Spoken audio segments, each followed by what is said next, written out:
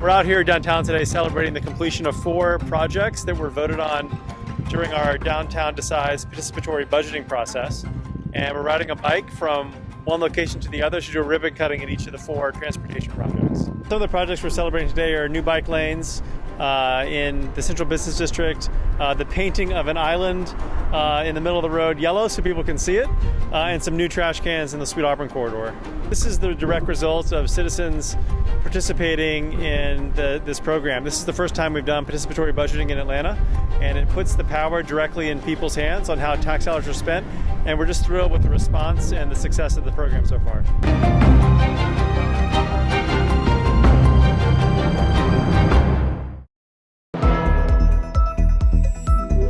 Glad you could join us for this edition of Stay at Home Connect. I'm Phyllis Jackson. 52% of adults are now fully vaccinated, including 75% of all seniors. 28 states in the District of Columbia have achieved 50% of adults being fully vaccinated in their jurisdictions. And it's clearer than ever. The more people we get vaccinated, the more success we're going to have in our fight against this virus. President Joe Biden encourages citizens to get vaccinated against COVID-19. He says many vaccination sites will offer extended hours during the month of June, including pharmacies that will be open 24 hours every Friday night. For parents who can't get the shot because they don't have child care, KinderCare Learning Care Group, the Bright Horizons, and many YMCA locations will offer free drop-in child care so parents can get vaccinated. The administration is also working with the Black Coalition Against COVID and others to launch an initiative called Shots at the Shop. Barber shops and beauty shops will offer information to customers, book vaccine appointments, and even use some shops as vaccination sites.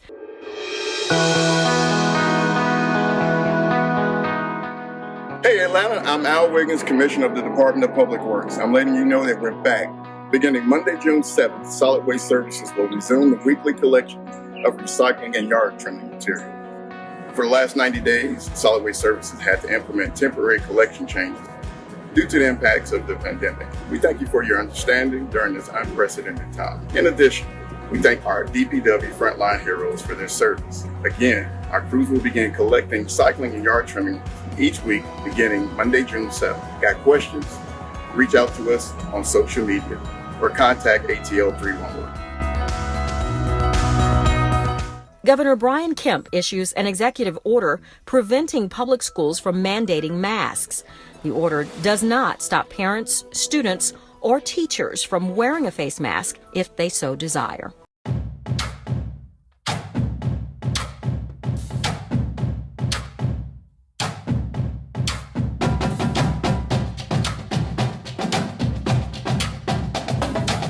$5 million, free groceries for a year. Kroger launches an interesting initiative to encourage people to get vaccinated through Kroger Health. The Community Immunity Giveaway campaign kicks off this week. Vaccinated winners will be entered into a lottery and can win one of 5 $1 million cash prizes and 50 chances at a year of free groceries. Kroger Chairman and CEO Rodney McMullen says the grocery store chain has distributed more than 4.6 million COVID-19 vaccines so far. You can go to KrogerHealth.com for more. Over 4 million Georgians have had at least one shot. To find a COVID vaccine site, you can go to the Georgia Department of Public Health's website, dph.georgia.gov, and enter your county information. To schedule your vaccine, you can call the Department of Public Health's scheduling resource line at 888-457-0186. That's 888-457-0186.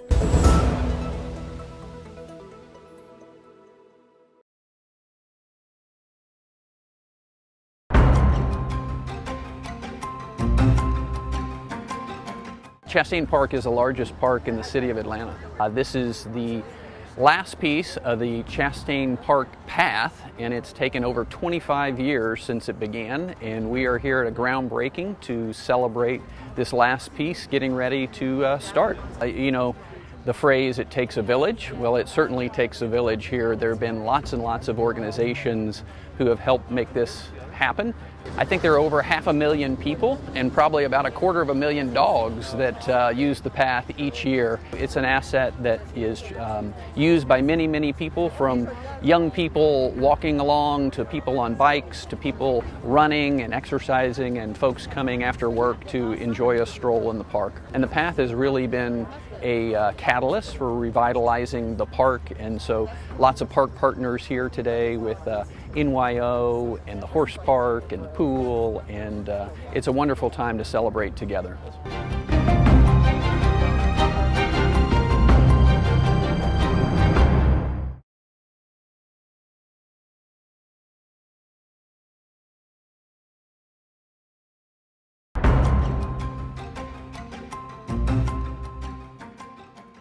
Now, therefore, we, the members of the Atlanta City Council, on behalf of the citizens of the city of Atlanta, who hereby proclaim this day, May the 22nd, 2021, as Tom Murphy Day in our fair city.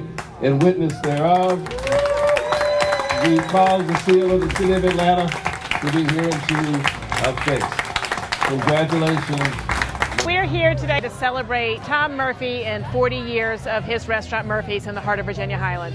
That's unusual these days to have a business owner, locally owned, lives in the area for that period of time. And, you know, he serves a fantastic meal. It's a place people come for baby showers, for brunches, for weddings, and he's been tremendous in giving back to the community as well. I'm just so excited that Murphy's, Tom says that they're back to their pre-COVID business. People are out and about. He's making it a safe place to eat. I've been back here, and it's one of my favorite places, and I hope people will get out as they feel comfortable and back into their local restaurants.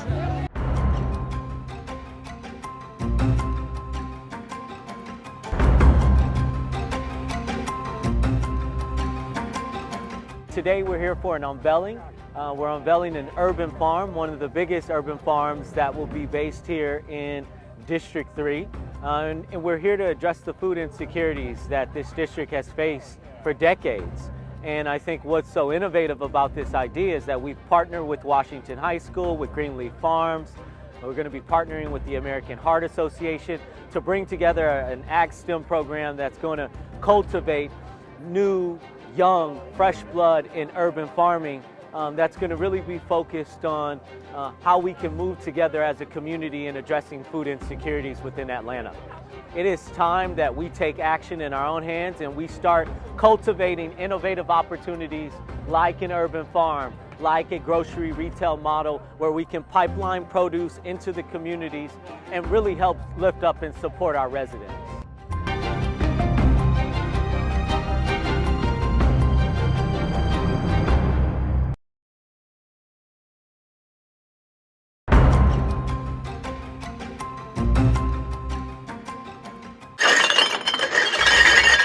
This is our annual Eco Depot. We do this once a year out here at Charm. We used to do it at Turner Field, and we did it one year, the very first year we did it at the Civic Center.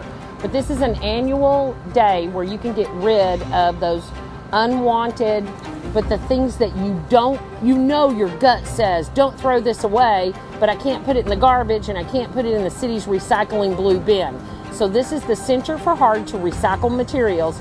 So people are out here today, they're bringing their styrofoam, they're bringing their tires. We've got neighborhood tires that are coming, you know, where someone dumped them. We've got tires that are coming. All of your old electronics, just like when you have that old electric toothbrush that died, your old cell phone that died, you know better than to put it in the trash or the recycling.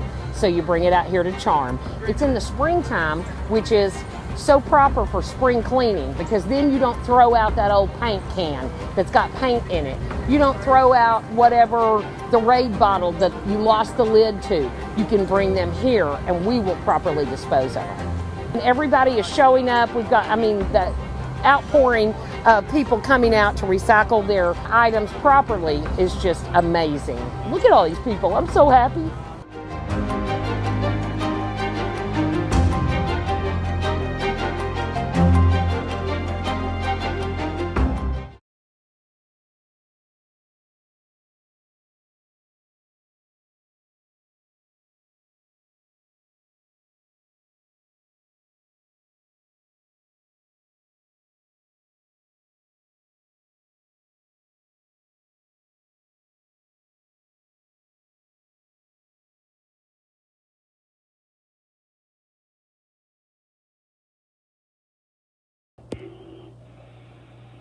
Line muted.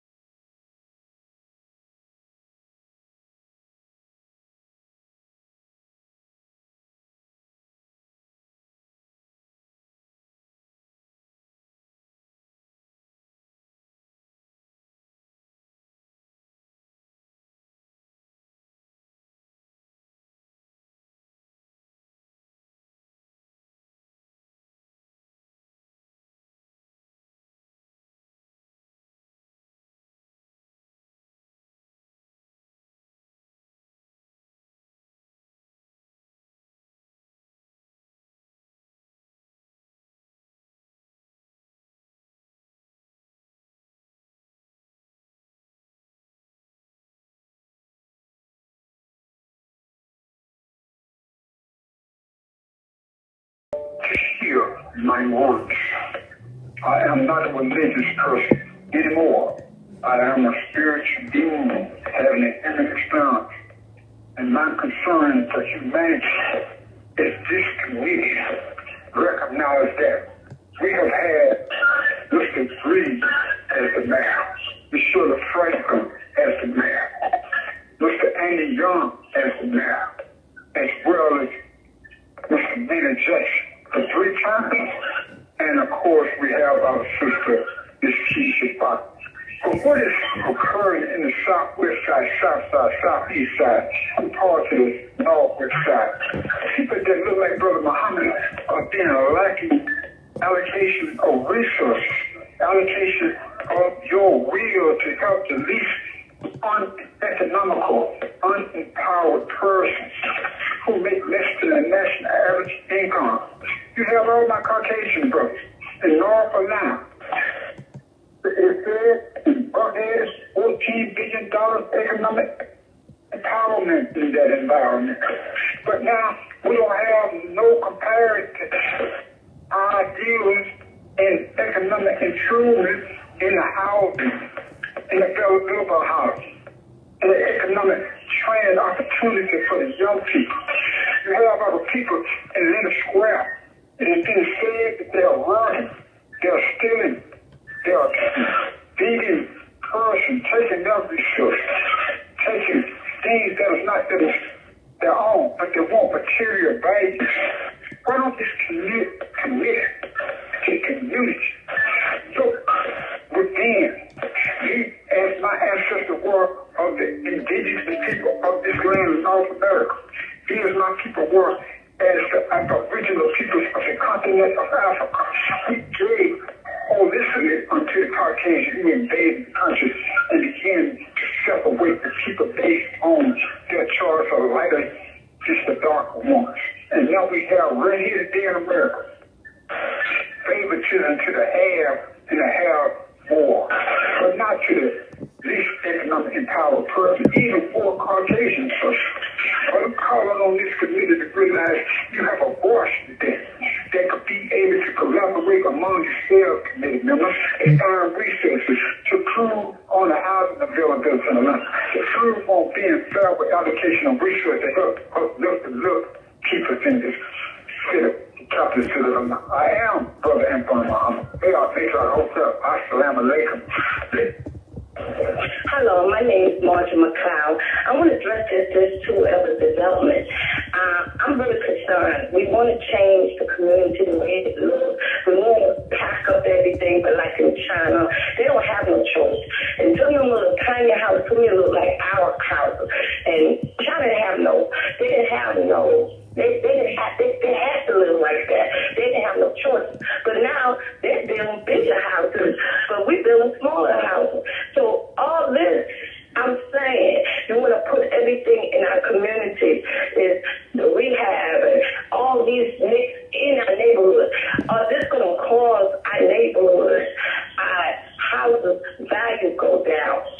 And that's what we got to look at. Would that damage the growth? Because now it's a phase now. We live in little tiny houses, but how long that phase going to last?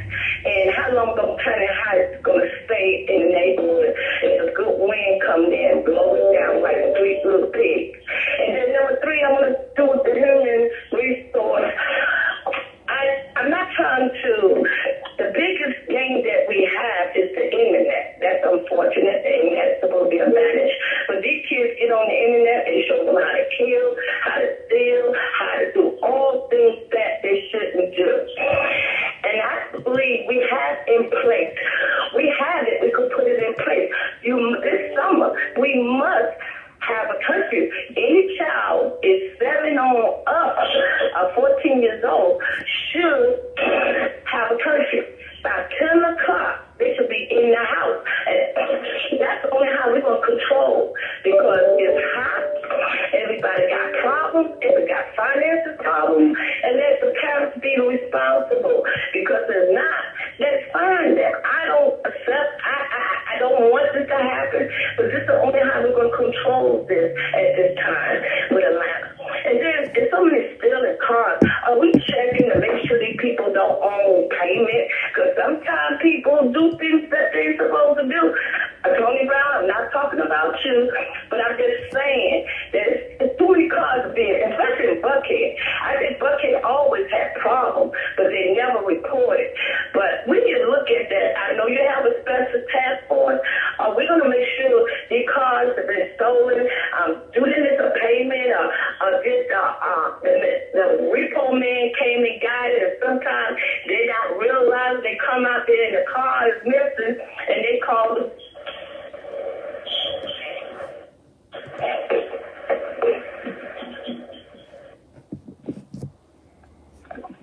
All right. Thank you very much to members of the public for reaching out with your comments for today's meeting.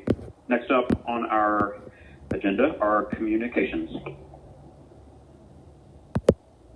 Our first item is number 121-0-0074, a communication from John Amon, President and CEO of Westside Future Fund, submitting the appointment of Mr. Derek Jordan to serve as a member of the Rodney Cook Senior Park Historic Oversight Committee.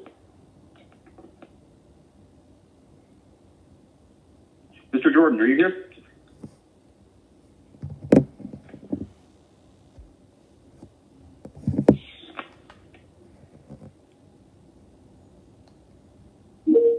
Mr. Jordan?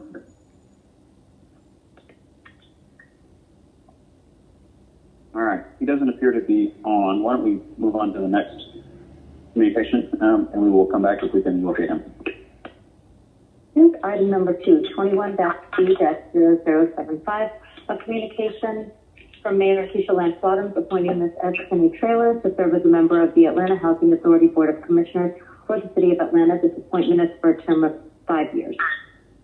And I believe Ms. Traylor is trying to get access to the line now. Okay. I'm on the line. Can you hear me? All right. Welcome, Ms. Traylor. If you would take a moment and introduce yourself to the committee, that'd be great. Yeah, absolutely. Thank you, Councilman Westmoreland. Thank you all for having me. My name is Tanae Traylor. I'm currently serving as an advisor, a fund advisor for a philanthropic organization called the Convita Fund. And we've been investing in Atlanta for nearly 30 years. And I've served for the Atlanta community and the Atlanta community in a variety of aspects in and throughout the nonprofit sector for the past 20 years. And it's an honor and privilege, of course, to serve on the board of Atlanta Housing. And as a dedicated, Atlanta leader, I'm hoping that for the work that I'll be able to contribute to the Housing Authority will hopefully support generations of residents that have relied on Atlanta Housing to plant their roots in this city, and the number of households that have moved to this Mecca to live their dream and have had the support of Atlanta Housing. Thank you very much for your comments, and just a quick thank you for the work that you've helped with, whether it's the creation of the Chief Housing Officer role or passage of the Housing Opportunity Bond earlier this year. Really appreciate all of your leadership on making that happen, and grateful for your willingness to serve on this important body. I will make a motion to approve. Second. Thank you. We've been joined by Councilman Bond, who has seconded that motion. He will open the vote.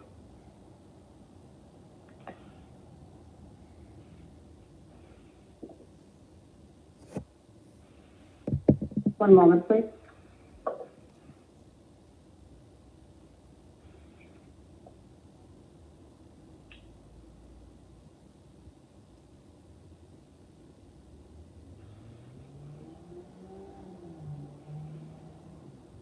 The vote is open.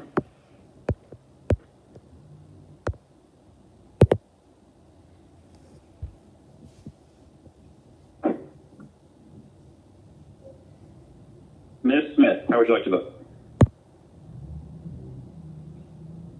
Yay. All right. Thank you. 6 yeas, 0 nays. That item is approved. Thank you, Ms. Traylor. Thank you. All right. Next up, we'll come back to the first communication later. We're going to move on to the quarterly update of the Metro Atlanta Land Bank from Mr. Christopher Norman. Mr. Norman.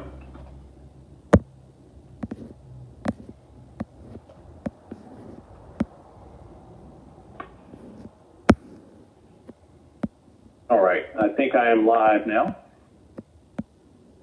You are. Welcome. Excellent, excellent. Thank you, Chairman Moreland, for allowing me to come once again to the committee. Thank you to the committee members for giving us this forum to give you an update on a quarterly basis of what the Metro Atlanta Land Bank has been up to. I think the last update was in November. And so we want to go through just kind of giving you a little bit of a high-level overview of what we have been doing and kind of where we're going, and then open the floor to questions from you.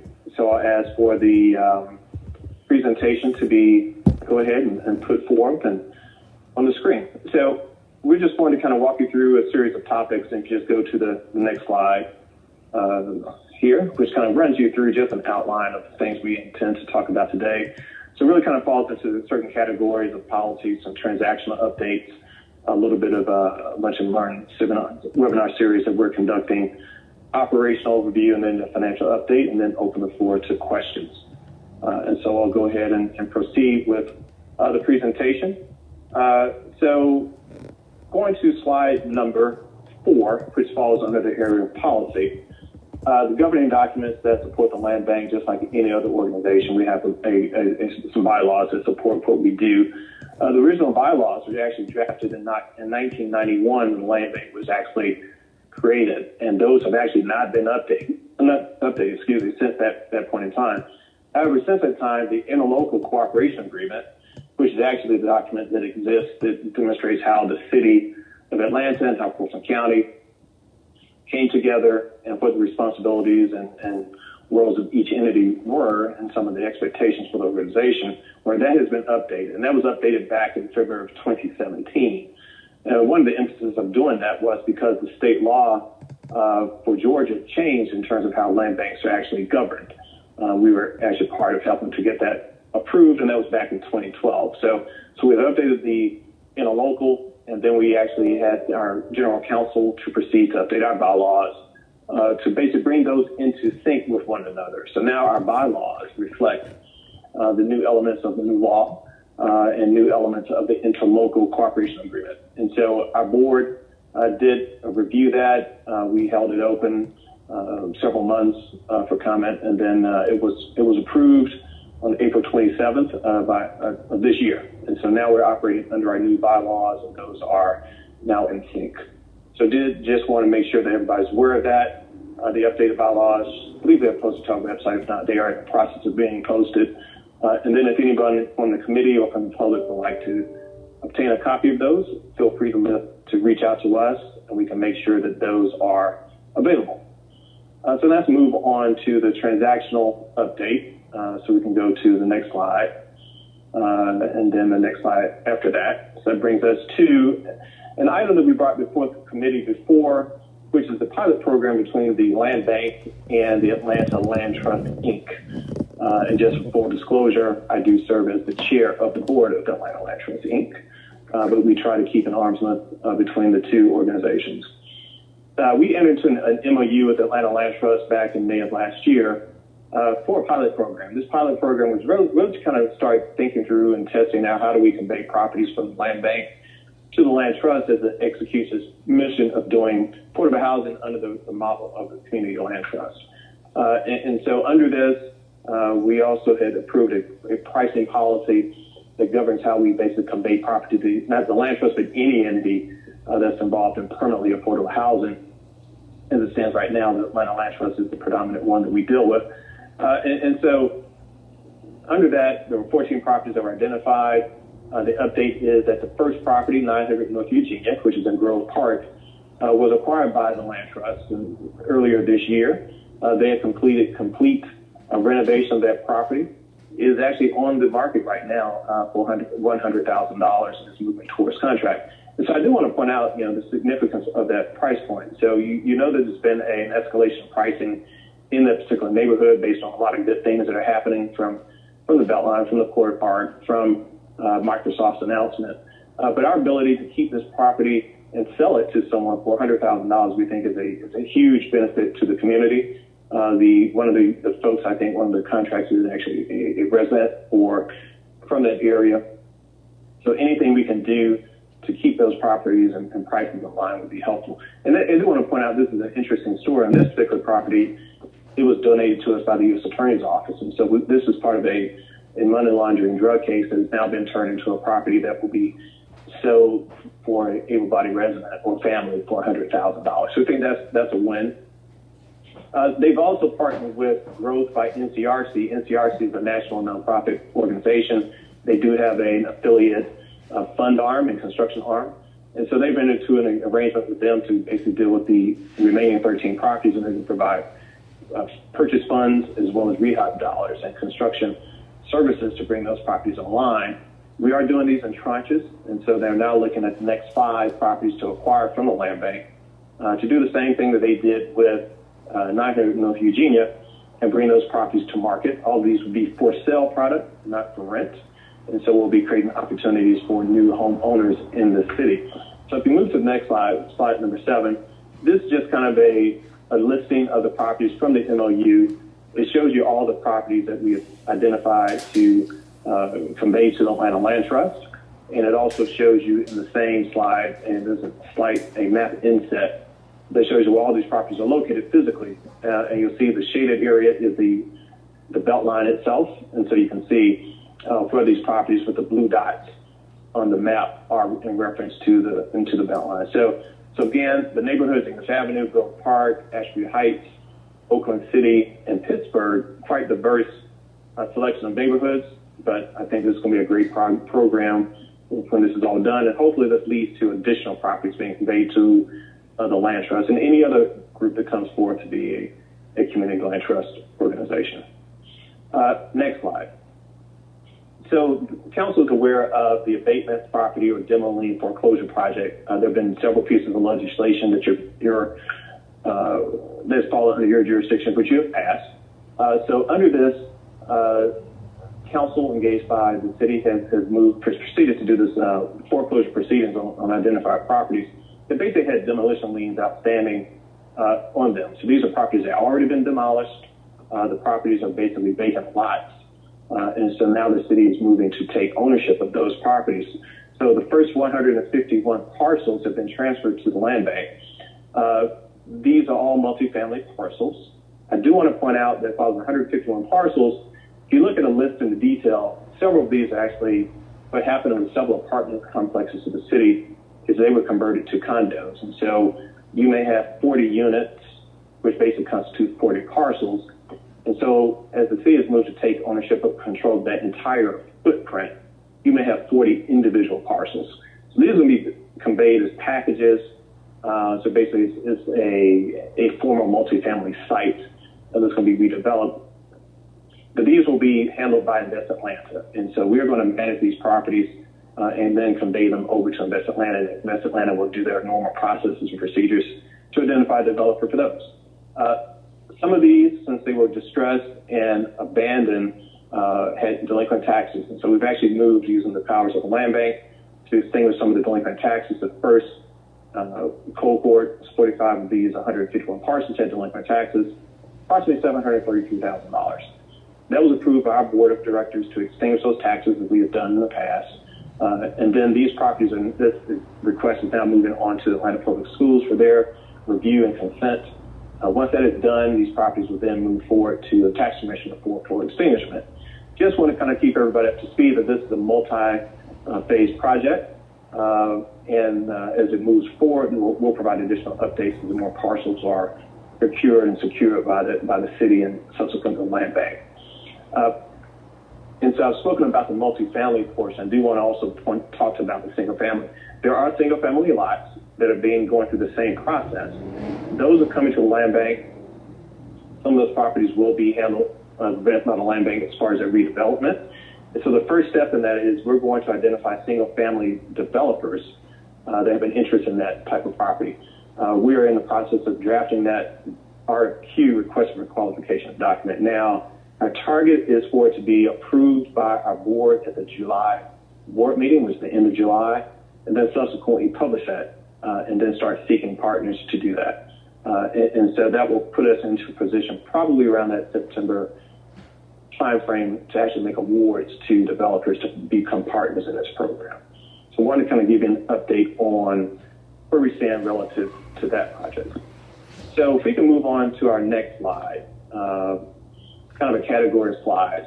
One thing we've been doing along with our new branding of the land bank is that we want to make sure that people are aware of what your land bank is, what your land bank can do, and actually how to work with your land bank. And so we created something called the Lunch and Learn webinar series. And so we started this back in January of this year, where we basically take 30 minutes on the fourth Monday of every month to do a short presentation, short burst presentation. Kind of gives you a nice bit of info about a topic relative to land bank. Then we actually provide another 30 minutes for questions. And I think these have been well received based on the attendees and the feedback we've gotten. So first one, and these are kind of the front slides from the webinar series. The first one was really just a general overview of a 101 about land banks. And then we did that basically back in January. So next slide. The next slide speaks to the fact that we did a 5-year strategic plan that I talked about in November when I presented to you last time. And so this was our opportunity to share this with the public via a Lunch and Learn platform. And so that webinar, which is in February, we basically laid out these 5-year strategic plan for the land bank for everybody to review. Then next slide. The next slide was speaking to, we often get the question about, how do you acquire property from the Land Bank Authority? And in particular, there's a focus on what category sheriff or marshal deeds. And so we put forth a webinar. This was the March webinar. And that was also, I was joined by our program director, Tarika Bashir, and she joined me with doing that one. And we had a robust conversation and audience on that one. And we talked about how do you acquire property from the Land Bank Authority. And then that's going to take us to our next slide, which speaks to our April webinar series. We created a program that some of you are aware of called the Land Banking Depository Program, which is basically we partner with our nonprofits, particularly, and some of our government agencies to basically hold their properties in trust for up to 5 years. And during that time, they're able to do such things as get the development plans called forth and be prepared to execute on the processes and programs. So this was a little deeper dive for the public in terms of what is this thing, how does it work, and how can you as a nonprofit, a personal land bank, potentially involving yourself with that. And then that takes us to our next one, which was how do you do business with the land bank? So this was our May webinar.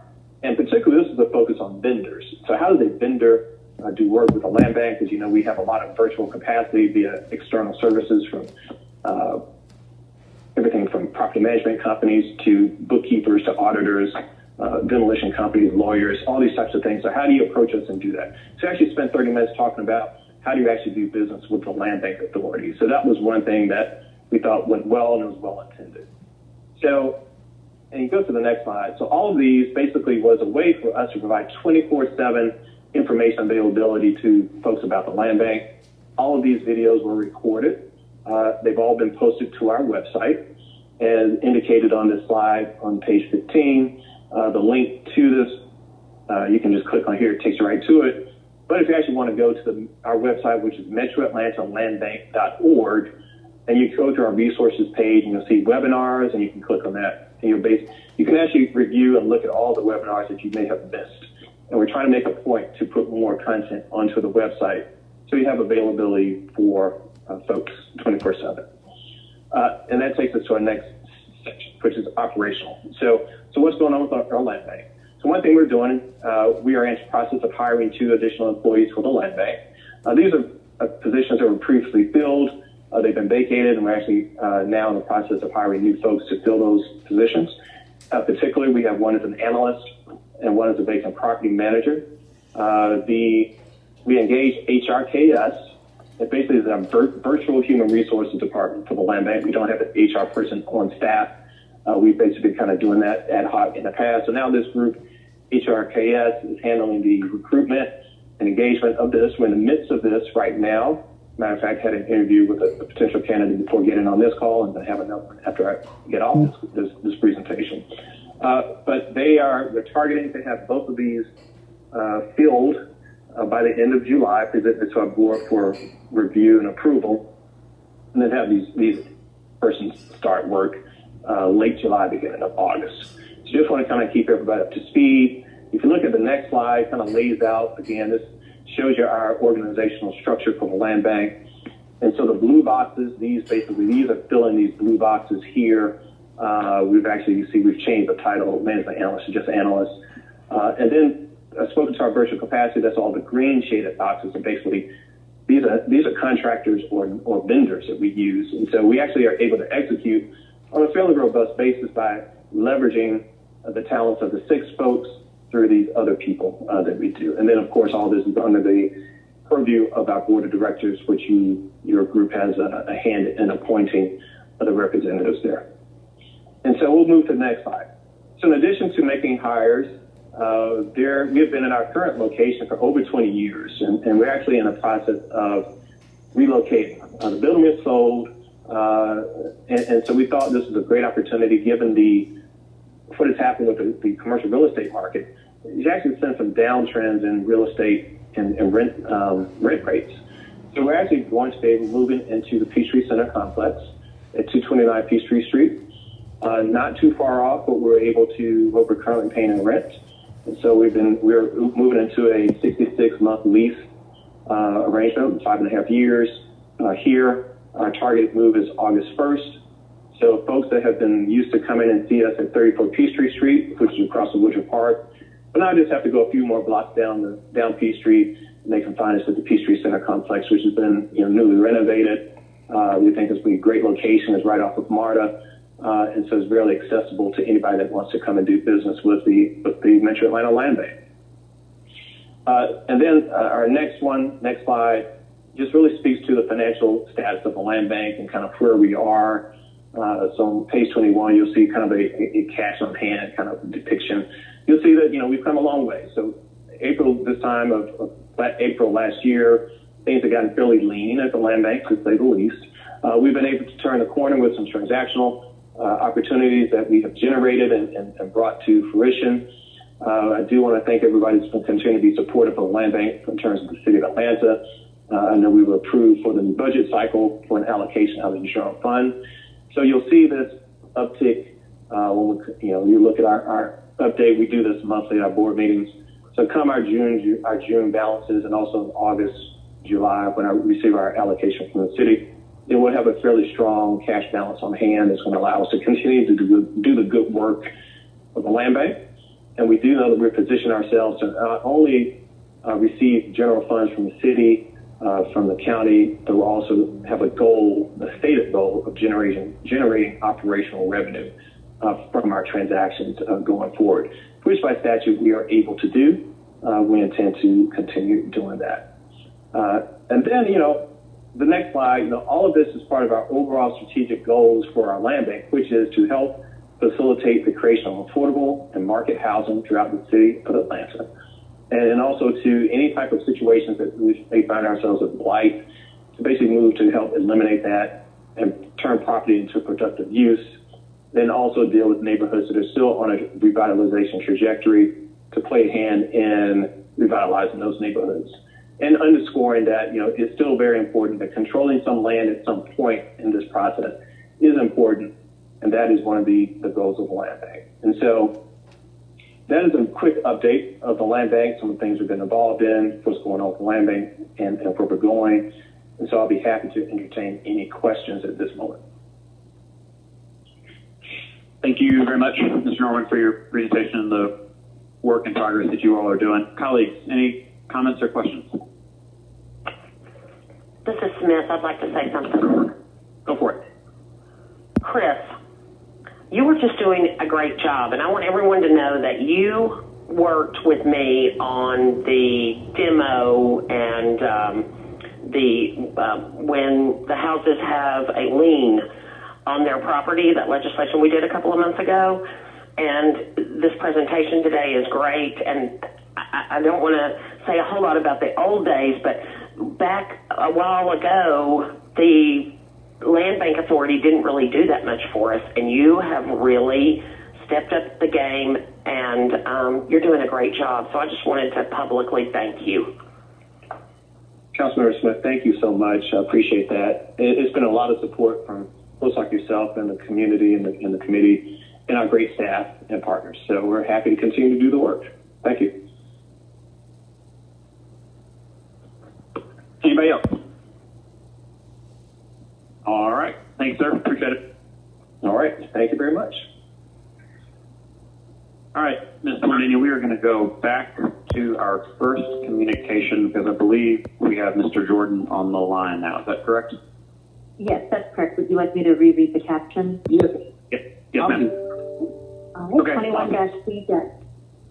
21-C-0074, a communication from John Amon, President and CEO of Westside Future Fund, submitting the appointment of Mr. Derek Jordan to serve as a member of the Rodney Cook Senior Park Historic Oversight Committee.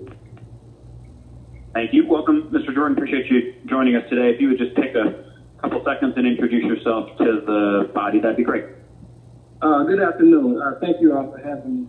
My name is Derek Jordan. I'm an Atlanta resident, actually live in Vine City. I also sit on the board of Westside Future Fund and Oaks ATL. I've been in Atlanta since 2004. I actually worked for the city of Atlanta for at least 15 years in the Office of Housing. I was director of Office of Housing for a while. And I've been doing affordable housing for the last 20 years. My most recent employer was National Church Residents, who developed senior housing here in Atlanta. I was asked by the Westside Future Fund Board to sit on the Park Committee and Park Board as a representative for Westside Future Fund. So I gladly accepted that as a resident of the community. Thank you very much for that background and for your willingness to serve on this committee. If there are no questions or comments, I will make a motion to approve. Is there a second? Second. Thank you, Mr. Bond. Motion by Westmoreland, second by Bond. If you will open that vote. The vote is open.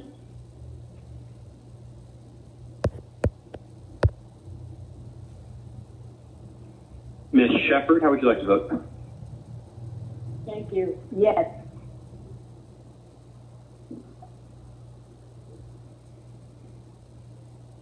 All right. 6 yeas, 0 nays. That item is favorable. Thank you, sir. Appreciate it. Mr. Chair, I'm yes. This is Councilmember Brown. All right. Mr. Brown has joined us, which takes us to full strength. 7 yeas, 0 nays. That item is even more favorable.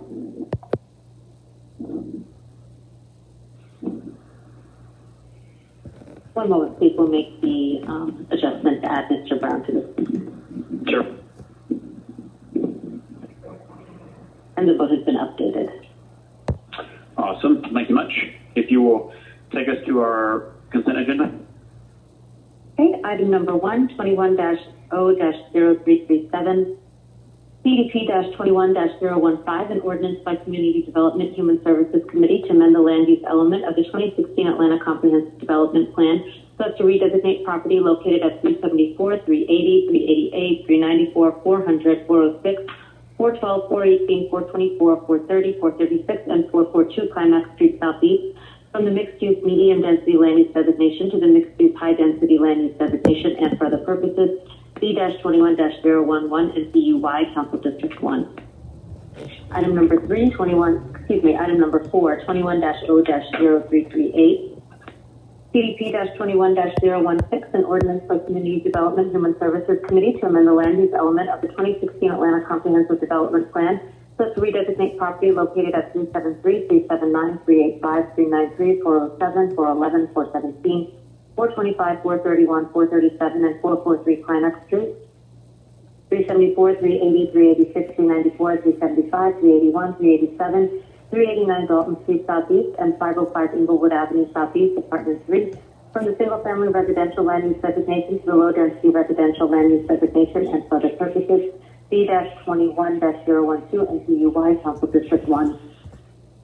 Item number 5, 21-0-0339, CDP-21-017, an ordinance by Community Development Human Services Committee to amend the land use element of the 2016 Atlanta Comprehensive Development Plan so as to redesignate property located at 925 and 929 Karen Drive Southeast from the low-density residential land use designation to the high-density residential land use designation and for other purposes, Z-21-019 NPUB, Council District 1. Item number 6, 21-0-0340, CDP-21-018, an ordinance by Community Development Human Services Committee to amend the land use element of the 2016 Atlanta Comprehensive Development Plan so as to redesignate property located at 1261 Lockwood Drive Southeast from the single-family residential land use designation to the mixed-use medium-density land use designation and for other purposes, D-21-021 NPUS Council District 4. Item number 7, 21-0-0341, CDP-21-019, an ordinance by Community Development Human Services Committee to amend the land use element of the 2016 Atlanta Comprehensive Development Plan so as to redesignate property located at 1261 Wichita Drive Southeast from the single-family residential land use designation to the high-density residential land use designation and for other purposes, CDP-C-21-022 NCUS Council District 4. Item number 8, 21-0-0342, CDP-21-020, an ordinance by Community Development Human Services Committee to amend the land use element of the 2016 Atlanta Comprehensive Development Plan, so as to redesignate property located at 910, 922, 928 Lindbergh Drive from the single-family residential land use designation to the low-density residential land use designation and for other purposes, C-20-059 NPUS Council District 6. Item number 9, 21-0-0343 or CDP-21-021, an ordinance by Community Development Human Services Committee to amend the land use element of the 2016 Atlanta Comprehensive Development Plan so as to redesignate property located at 2169 Butner Road Southwest from the single-family residential land use designation to the low-density residential land use designation and for other purposes, D-21-025 NPUP Council District 11. Item number 10, 21-0-0345, CDP-21-023, an ordinance by Community Development Human Services Committee to amend the land use element of the 2016 Atlanta Comprehensive Development Plan so as to redesignate property located at 2246 and 2250 Memorial Drive from the single-family residential land use designation to the medium-density residential land use designation and for other purposes, C-21-032 NPUO Council District 5. Item number 11, 21-0-0346, CDP-21-024, an ordinance by Community Development Human Services Committee to amend the land use element of the 2016 Atlanta Comprehensive Development Plan so as to redesignate property located at 2164 Marietta Boulevard Northwest from the industrial land use designation to the mixed-use high-density land use designation and 2184 and 2194 Marietta Boulevard Northwest and 1703 and 1719 Chattahoochee Avenue Northwest from the mixed-use medium-density land use designation to the mixed-use high-density land use designation and for other purposes, D-21-031 NPUC Council District 9. Item number 12, 21-0-0347, CDP-21-025, an ordinance by Community Development Human Services Committee to amend the land use element of the 2016 Atlanta Comprehensive Development Plan so as to redesignate property located at 955 Wiley Street Southeast from the single-family residential land use designation to the single-family residential land use designation to the low-density residential land use designation and for other purposes, D-21-034 and DUN Council District 5.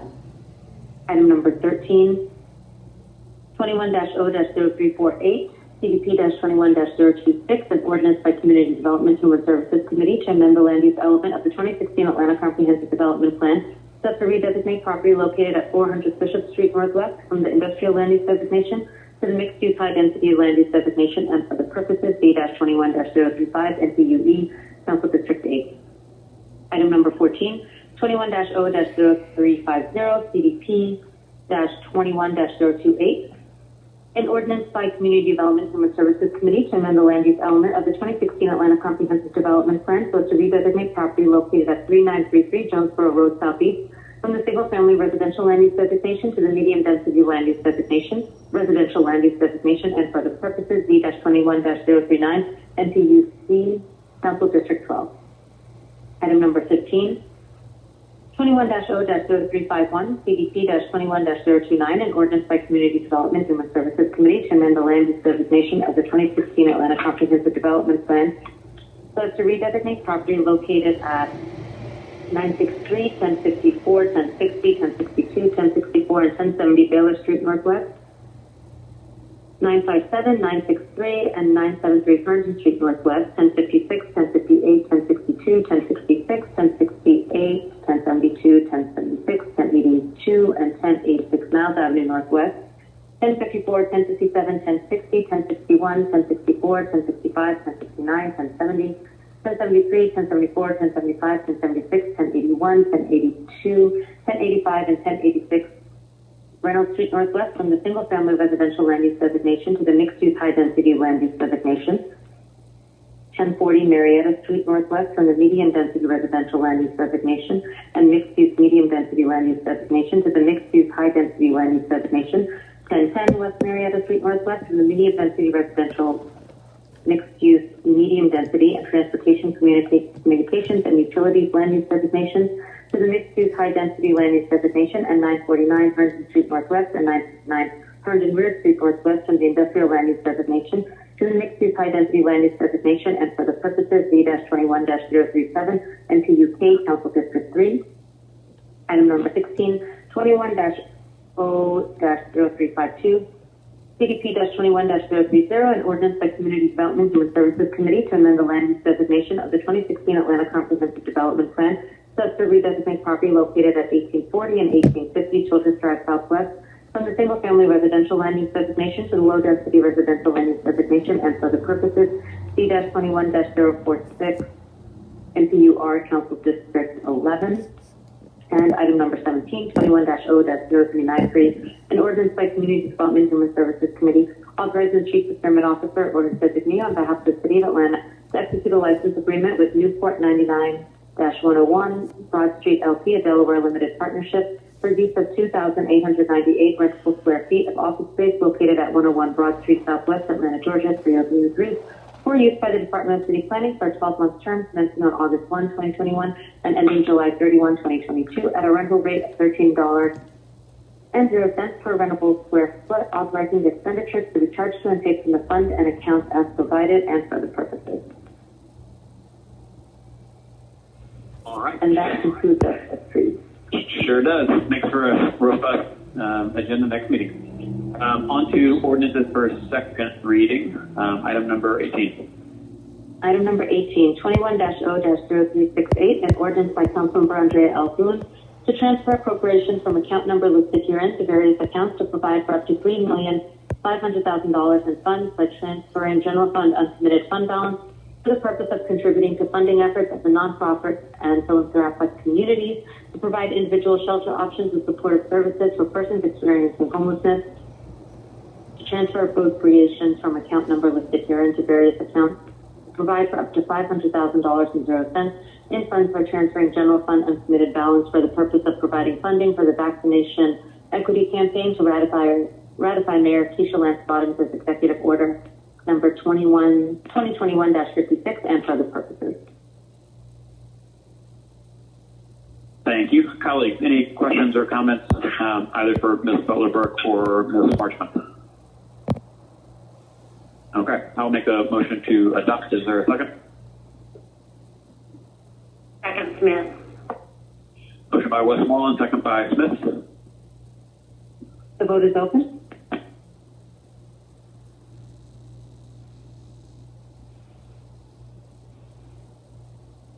Mr. Chair, I'm a yay. Thank you. Please mark Mr. Brown in the affirmative. Bond is aye. Understood. Thank you, Mr. Bond. Please mark both of those two individuals as a yes.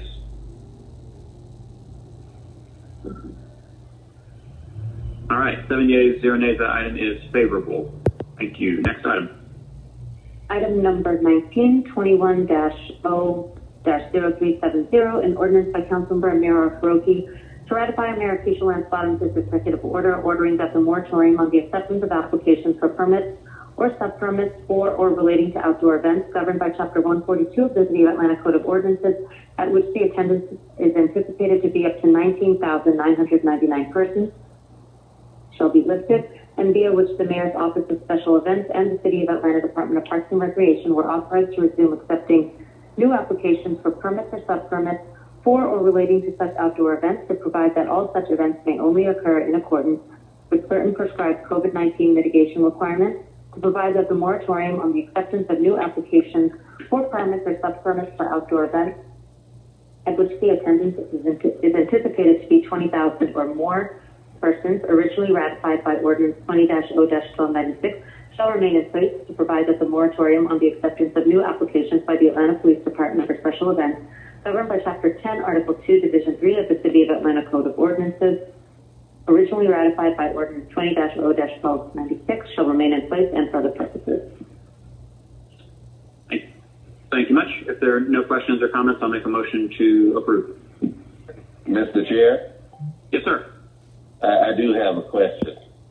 Okay, go for it. Thank you, sir. I guess my question is, because I've been asked this, there are several groups that want to have events in some of our parks. When will we be able to let people know that they can apply for permits in the park? I have a couple of people want to get married in the park. There's at least 3 alumni associations that want to, I guess, have their picnics in the park. Is there any, I know this executive order doesn't speak to it, but is there someone from Parks and Rec that can be there or is there that can answer that question? Good question. I believe they can submit applications now, but it would be, I'd like to have someone confirm that. Ms. Robinson from the Law Department, you might be able to speak to that. Hi, good afternoon. Amber A. Robinson, Law Department here. That's absolutely correct, Councilmember Westmoreland. The applications may be submitted for events up to $19,999. Now the executive order permits that, and the application period for any permits which were previously under moratorium for as a result of the COVID-19 pandemic opened, I believe, on May 15th. So if there's a desire to submit an application, they may do so at this point. So for any future event beyond the period of the mayor's executive order, people are free to submit an application for those events. Correct? So the mayor's,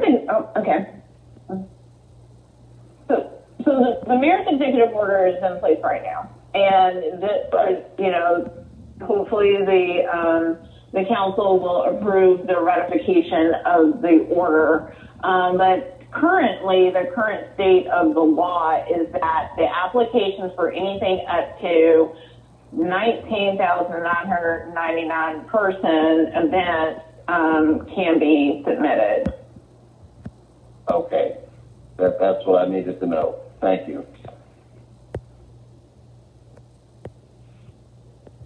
All right, good deal. You're welcome. Any other questions or comments?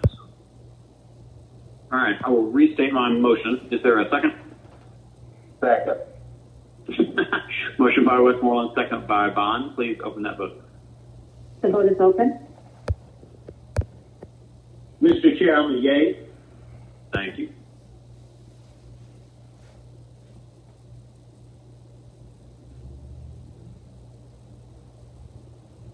Seven yeas, 0 nays. That item is favorable. Next item. Item number 2021-0-0380. There's a substitute in your packet which makes edits throughout the legislation and corrects details on the fund amendment. Would the committee like to bring forth the substitute, and then I'll read in the caption? Motion for the substitute. Second, Westmoreland.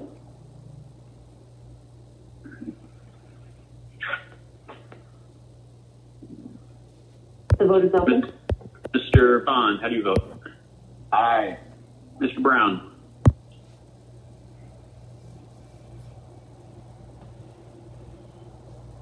Mr. Brown?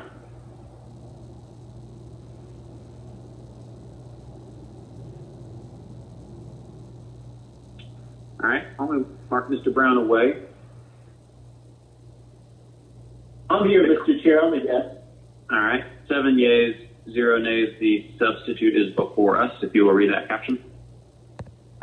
An ordinance by Councilmember Carlos Smith, as substituted by Community Development and Human Services Committee, authorizing the Chief Financial Officer to amend the FY 2021 Job Training Fund budget by reducing anticipation and appropriation from the FY 20 Workforce Innovation and Opportunity Act Dislocated Worker Award number 42566, project number 300207, and adding anticipation and appropriation to the FY20 Workforce Innovation and Opportunity Act.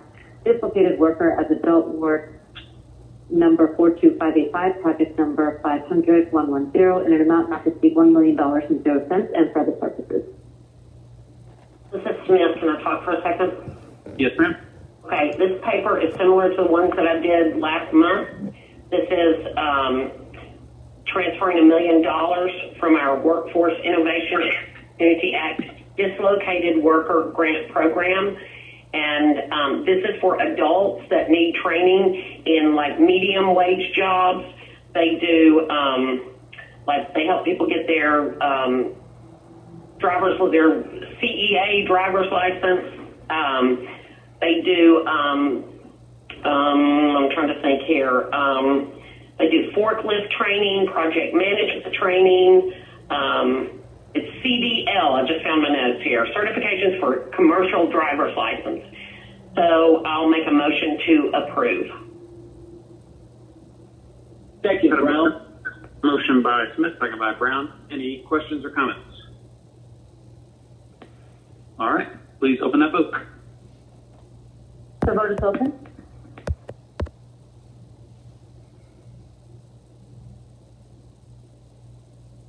Mr. Bond. Aye.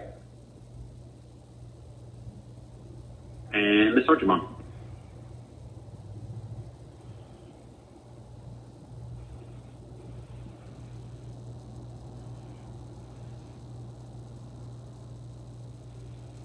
All right, I'll mark Ms. Archibald away and close that vote. 6 yeas, 0 nays. That item is favorable. Next item. Thank you. And this item is a dual referred item, so it'll now go before the Finance Executive Committee. Okay. Our next item is number 21-R-3551, CDP-21-033, a resolution by Community Development Human Services Committee to transmit the capital improvements element, which includes capital improvements that the city intends to fund in whole or in part with development impact fees to the Georgia Department of Community Affairs and the Atlanta Regional Commission in compliance with the requirements of the Georgia Development Impact Fee Act and for other purposes. All right, I'm going to make a motion to hold this item for the second quarter CDP, and we will discuss it at our next meeting. Is there a second? Second. Yep. Motion by Westmoreland, second by Bond. Please open that vote. I'm a yay, Mr. Chair. Please mark Mr. Brown in the affirmative.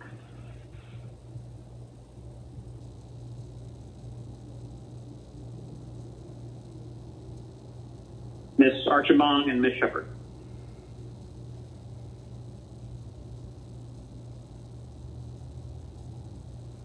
I vote. All right. You did. Thank you. And let's go ahead and mark Ms. Archibong as away again and close that vote. Thank you. 6 yeas, 0 nays. That item is held. Next item.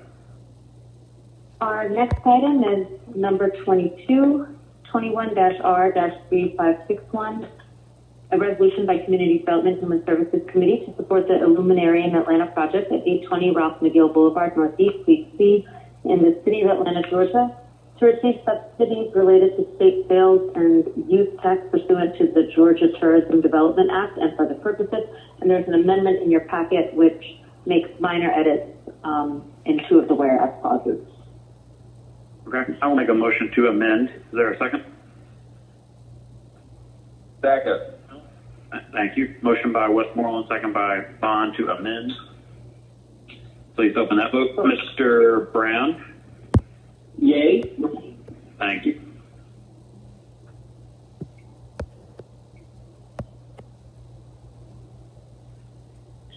All right. 7 yeas, 0 nays. That item is amended. If there are no questions or comments, I will make a motion to approve as amended. Second. Motion by Westmoreland, second by Bond.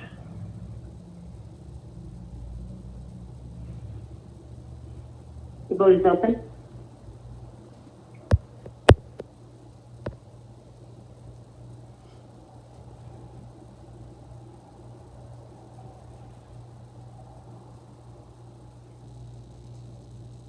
Mr. Bond? I'm sorry, you've made the second. Mr. Brown? I'm a yes, Mr. Chair. Thank you.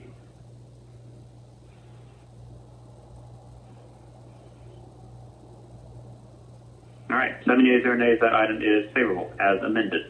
On to held items, we have two, items 38 and 43. We actually still have one more on the regular agenda, item number 23. And let's do that one first. 21-R-3562, a resolution by Community Development Human Services Committee authorizing the mayor pursuant to the City of Atlanta Charter, Article 1, Section 1-102(7) of the Charter of the City of Atlanta, Georgia, on behalf of the City of Atlanta to accept a donation of 20 mountain bike equipment and storage valued at approximately $16,059.95 from the Trust for Public Land for Southside Park for the purpose of enhancing the park's programmatic activities and for other purposes. All right, motion to approve. Is there a second? Second, Brown. I'll let him do it. Motion by Westmoreland, second by Brown. Please open that vote. Mr. Bond, how would you like to vote? Aye. Thank you.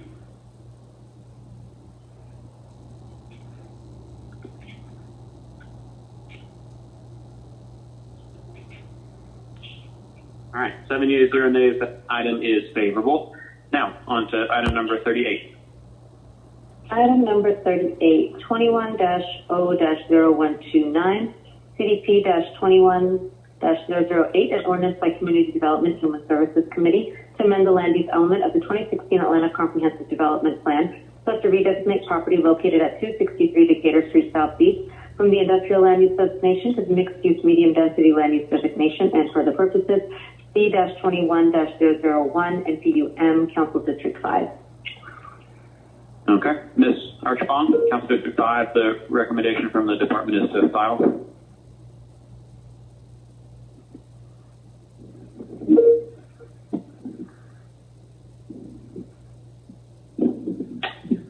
Are you there, Ms. Archibald?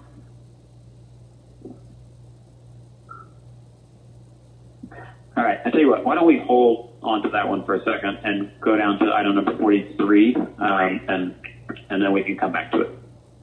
Okay, item number 43, 21-0-0266, and there's a substitute that was emailed out before the meeting. The substitute changes the caption, so would the committee like to bring the substitute forward, and then I'll read it in? We would, yes. Motion to bring the substitute forward. This is Councilmember Shepherd.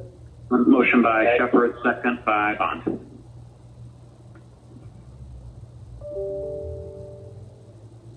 The vote is open.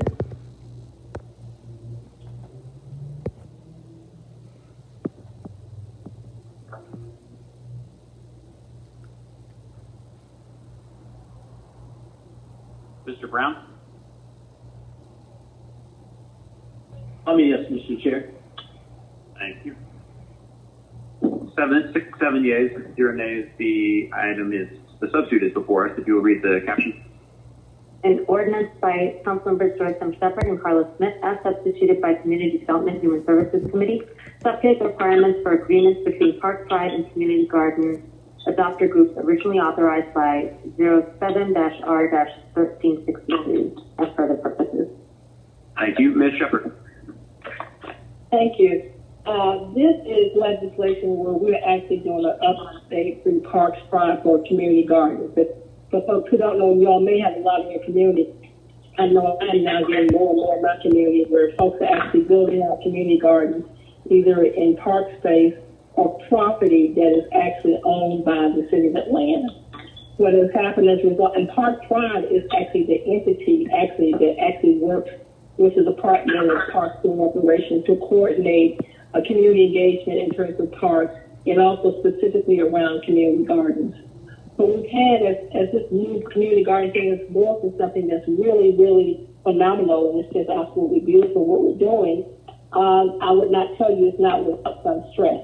We've had some issues in my district and Councilman Smith's district and even other parts of the city where there seems to be the Park Pride had to even bring in folks with conflict resolution in terms of when you get a lot of folks together in the park and there's difference of agreement about different things, it becomes a major problem. So for the last several months, that has happened in my district and a little bit in the Smith district and other pieces. So when we met with the Parks Department, Park Pride, and the City of Atlanta Sustainability Group also, and have actually went through a vetted process of looking at how we can be much more comprehensive in trying to resolve these issues that we have seen categorically in a lot of these different gardens. So we actually have today a lot of the legislation forward is something to address that. What I'm also proposing is that Park Pride is also, and we probably need to attach an amendment to this, an agreement to this where Park Pride actually has updated what they call their community garden adoption agreement that every community garden person would have to sign off to, which they updated as very thorough and talking about what you can and can't do in gardens. If there's issues of conflict resolution, one of the biggest processes is that we also need to educate NPUs on this process also, because we're finding that a lot of time the NPUs and maybe people don't even know about some of these community gardens at all. And they're just kind of popping up and getting approval without going through an NPU process. So part of this legislation also is, number one, is updating the agreements with community gardeners and their groups, but also initially from the beginning, checking it through the NPU process so that the NPU people in every community knows where community gardens are, and making sure, number one, that these community gardens, that if you're a resident of the city of Atlanta, that you have also ownership in that. So the part of it being a garden, it's just like a park, that residents have a right to actually have a plot. They can do a lot of different things in the garden, and that the communities knows that there's a process. So there's no territorial rights that a lot of some of these groups are doing in terms of you can't come in or what's going on. So with this process, we've substituted. We've been working on it for the last 2 months. I'm actually bringing the substitute forward. However, what I would like to do is hold it for it to go again, for it to go through the NPU starting today and going forward until it goes through all the NPUs as the information only on the agenda until it follows through every NPU. That way the NPU can review this, look at it, ask questions, make sure that they understand the process so we don't have this problem going forward. And then once we finish, we will then come back and vote it up. So that was my recommendation today, that we substitute it, but we will still hold it. So I'm asked again to hold it. But again, this is much more thorough now. Originally it was just a draft. Now this is what we're doing. And so that's why we're substituting it today. And I'm asking for your support. Paula, did you want to add anything to it?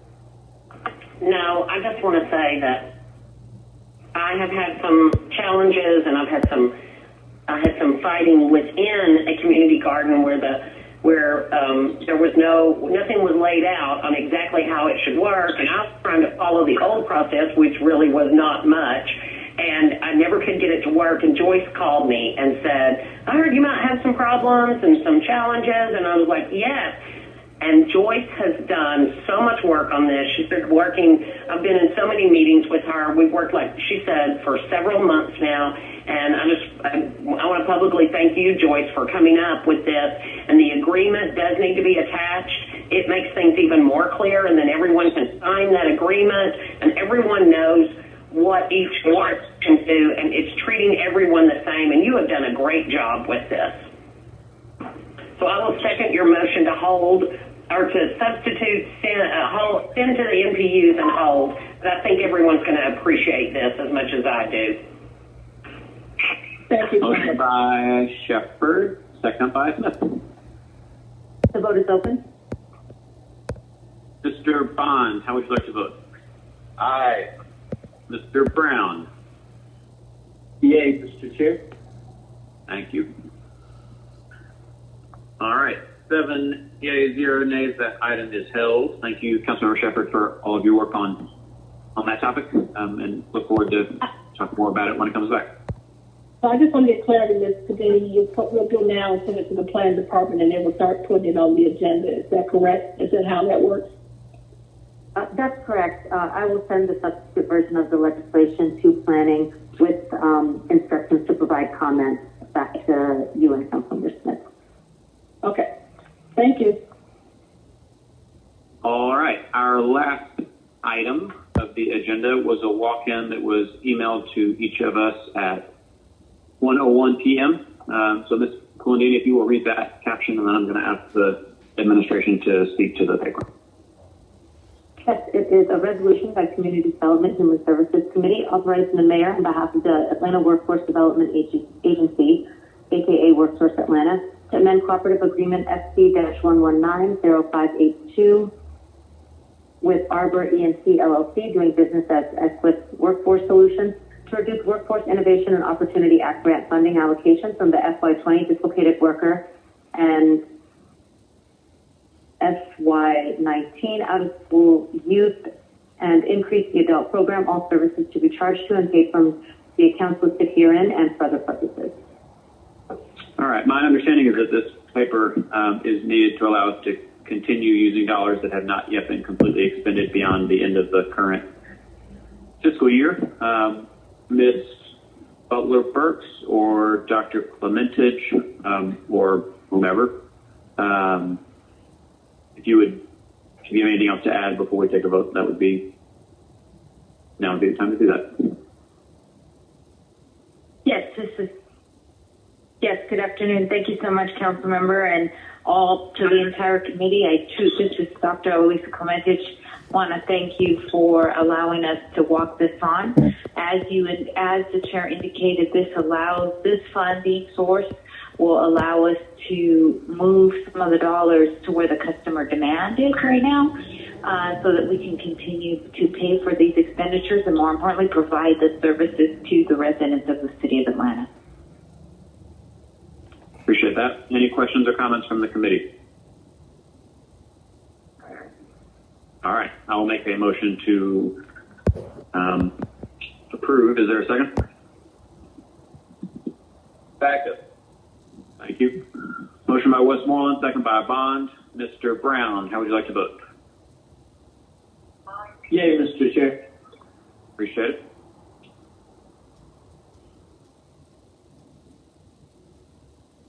All right. 7 yeas, 0 nays. That item is favorable. Any other comments for the good of the body? All right. Ms. Smith. Well, this is Dr. Bong. I just wanted to say, since we had Dr. Clementis on the line, she was just recognized by the Atlanta Business League for her leadership in the economic development space, and I just want to personally give her a shout out for her great work, especially during this pandemic. Hear, hear. I'd like to second that. Agreed. I was at the luncheon and heard her speech and comments, but also heard people sing her praises.